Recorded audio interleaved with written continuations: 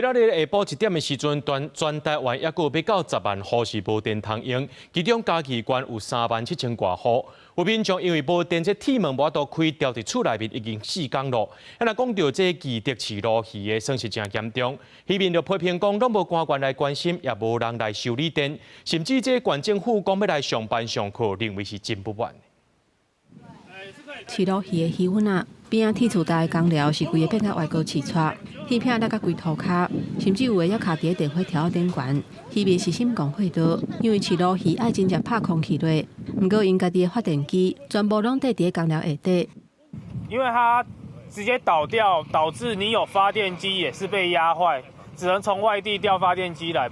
设备坏去，都连在插油之外，要启动发电机，嘛爱靠燃料来接。因为伫路面还佫有铁片，甲倒去的电火条啊，一颗鱼粉啊，损失有甲几十万，甚至有的是上百万。一直拢无长官来关心，内底嘛无来修复，这渔民是感觉真受气。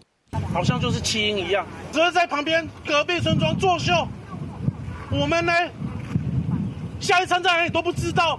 丰泰电力的布地电还佫伫停电当中，有负责人因为电动铁门无法度开，吊伫厝里已经第4天，敢来当食泡面。吃什么？泡面有东西吃吗？那冰箱里面的全部掏出来啊！有人靠冰箱内底食的物件小经一下，有的所在虽然电已经来啊，不过要是爱赶紧甲食的物件整理的，佫摕去冷冻。针对还佫咧停电，厝内还未平，官府煞无宣布停班停课，有的民众也是真不满。民生问题拢未解决，上课就解决就重要了。当地里长嘛讲，一直拢等无人来斗3天。这的冷冻户歹有够济啦，今仔第3天咯咧，大家要拼回去，敢袂使去来拼海。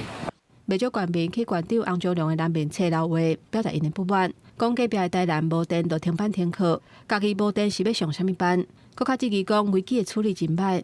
针对停电，县长说是爱县民搁讲一个。电线杆大概倒了700多根，那包括路树也倒塌得非常严重，所以我们现在都还积极的在做整个复原的作业。那我们希望大家共体时间。到下晡1点为止，嘉义县还佫有37000多户失电，台电厂商的团队也持续在拍拼。不过，这届风台来，嘉义县的农损是真严重，到中昼为止已经超过6亿，全国农业的损失嘛要到16亿。目前统计损失金额上悬的是文泰油甲金蕉。记者综合报道。